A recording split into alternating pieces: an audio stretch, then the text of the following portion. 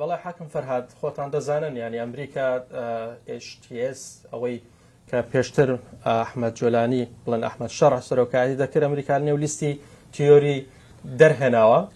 و یەکەم ڕاگەندرا و یاخود بڵێن یەکەم کاردانەوەی ئەمریکا کەمێک لەمەوبەر بوو کە نوێنەری دۆناڵد ترامپ بۆ کاروباری سووریا تۆم باراک ئاماژەی پێداوە کە داوای دەست بەجێ ڕاگررتنی هێرشەکان وە شەڕ دەکا خۆتان دەزانن ینی تۆم باراک کەسایەتێکی ئەمریکیە بەرپرسێکی ئەمریکا کە بڕوای بە سووریایەکی یەکگرتوو هەیە سووریایەکی سنتراڵی هەڵبەتە سووریایەکی ناوەندی پێی وایە کە فیدرالیزم لە وڵاتانی ڕۆژهەڵاتی ناوەڕاست بە تایبەتیش لە سووریا کار ناکات بۆیە دەوێت ئەوان وەکو ئەمریکا پێیان وایە حکوومەتێکی ناوەندی لە سووریا گرنگە کە تێیدا هەموو پێکاتەکان وە پێگە و شوێنیان هەبێت من نامێت زیاتر قسە بکەم زیاتر بسمە لای میوانەکەم بەسام ئیسحاق کە نوێنەری مەسەدێ لە ئەمریکا ئەو باشتر پێمان دەڵێت کە هەڵوێستی ئەمریکا لێرە چیەوە تاکو چەند ئەو لەو چەند ڕۆژەی ڕابردوو لەگەڵ بەرپرسانی ئەمریکا قسەیان کردووە گەیشتونەتە چی بۆی ئەو شەڕ و ئەو گرجەی لە نێوان گروپە کوردەکان کات حکومەتی سووریا دەهەیە. Mr. Bassam, thank you very much. We just had a statement by Tom Barak, your special envoy to Syria. ئێمە وتەکانی تۆم باراکمان بینی بە گشتی ئێوە دۆخی سووریا چۆن دەبینن؟ دۆخی لە سووریا هەیە جێگەی نیگەرانیەکی قوڵە ئەوەی لە حەلەب ڕوویداوە لە چلوێش کاتژمێری ڕابردوو جێگەی نیگەرانیەکی قوڵە ئەمڕۆژ زیاتر و زیاتر مەترسیدار بووە لە کاتێکدا دەبینین پێکدادانەکان زۆر سەختتر بوونە لە چەند کاتژمێری ڕابردوو لەو بڕوایەدام ویلایەتە یەکگرتووەکانی ئەمریکا و بەڕێز باراک بالیۆز باراک زۆر بەڕون و بە ئاشکرا سەیری دۆخەکە دەکەن و دەبینن دۆخەکە خراپتر و مەترسیداتر دەبێت بۆیە ئەو لێدوانەی دەرکرد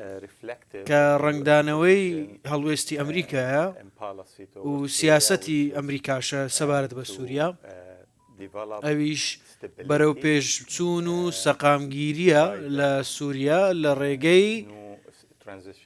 حکوومەتی ڕاگوزەری نوێی سووریا ئەمە تاقیکردنەوەیە لە ڕوانگەی ئەمریکاوە تاقیکردنەوەیە کە بۆ حکوومەتی ڕاگوزەری سووریا و توانای بۆ بەدیهێنانی سەقامگیری و ئاشتی بۆیە لەو بڕوایەدام بەڕێز باراک بالیۆز باراک لێدوانەکەی دووبارە کردەوە سەبارەت بە هەڵوێستی ئەمریکا ئەویش سەقامگیری یەکگرتووی ئاشتی لە نێوان لایەنە سیاسیەکان و لایەنە سەربازیەکانی سووریا لێرەش کە باس لە هەسەدە و حکوومەتی ڕاگوزەری سووریا دەکرێت بۆی ئەمەش بەدی بێت پێویستی بە ئاگربەستێکی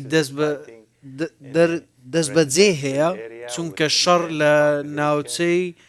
خەڵکی سڤیل دەکرێت کە پڕە لە دانیشتوان و حکوومەتی ڕاگوزەری سووریا پێویستی بەوە هەیە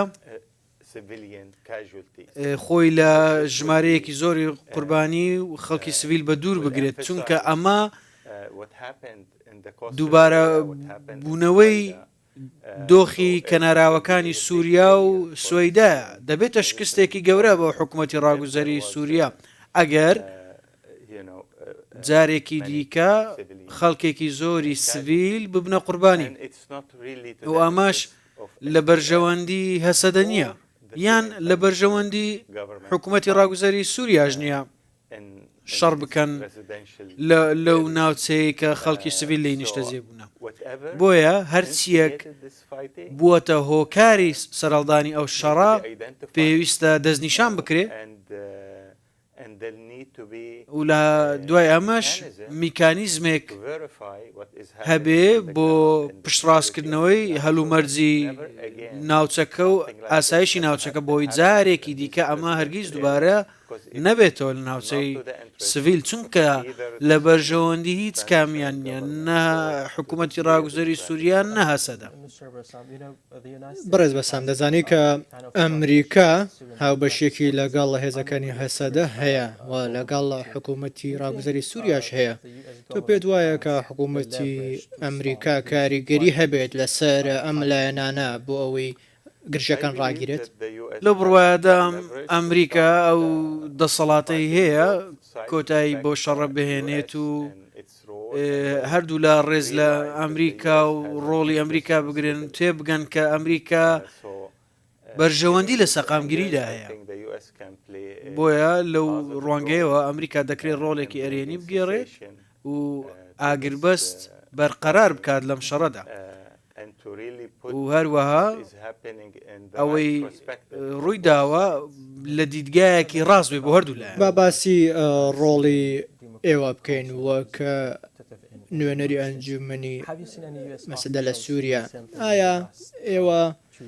لەم دوو ڕۆژێ ڕابردوو هیچ بەرپرسێکی ئەمریکیتان بینیوە هیچ گفتوگۆ لەگەڵ کردوون؟ لە دوایی سەرهەڵدانی شەڕ و پێکدادانەکان داوای کۆبوونەوەمان کردووە لەگەڵ بەرپرسان لە کۆنگرێس و لە وەزارەتی دەرەوە و لە کۆشکی سپی و دەست بە کۆبوونەوەکانیش دەکەین. وەڵاممان درراوەتەوە ئەمڕۆ کۆبوونەوە دەکرێت لە بەیانیش کۆبوونەوە دەکرێت. پێشبینی چی دەکەیت؟ پێشبینی دەکەم گوێبیستی هەمان هەڵوێز دەبین کە لەلایەن باڵیۆستۆم باراکەوە باس لێوەکرا کە ئێمە پێویستمان بەوە هەیە سەیری وردەکاریەکان بکەین و بە وردەکاریەوە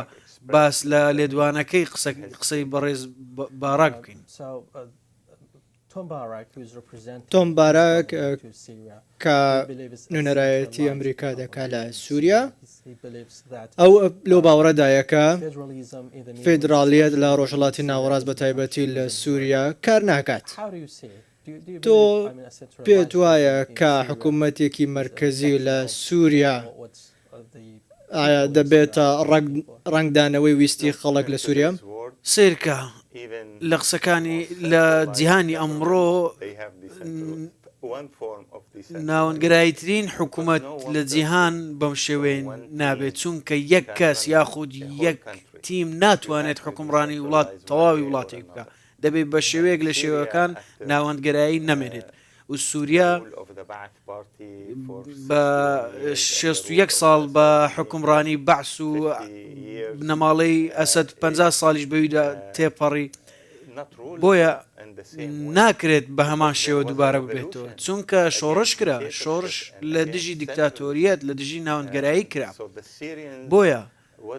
خەڵکی سووریا جا بزانن یان نا هەر بەڕاستی پێویستیان بە زۆر نەمای ناوەندگەرایی بەسام نوێنەری مەسەدە لە واشنگتن زۆر سپاس. هەر زۆر بە کورتی ئەمریکا لەو چەند ڕۆژەی ڕابردووە بەتایبەت لە ڕۆژی یەکشەممەی ڕابردووە کە ئەوە گرژەکان زیادیان کردووە و لە پەیوەندیدا بوون هەم لەگەڵ هێزەکانی سووریای دموکرات لەگەڵ هێزە کوردیەکان لەگەڵ حکوومەتی سووریاش و تەنانەت ینی بەرپرسە سەربازەکانیش لە ناوچەدا لەگەڵ هەردوو لایەن لە پەیوەندیدا بوون بۆی کە ئەم گرژیانە نەبنە هۆی ئەوەی کە جارێکی دیکە سووریا بگەڕێتەوە سەردەمی بەشار ئەسەد کە تێیدا داعش وە گروپە تیرۆریستیەکان ناوچەکان بە تەواوی نەسەقامگیر کردبوو.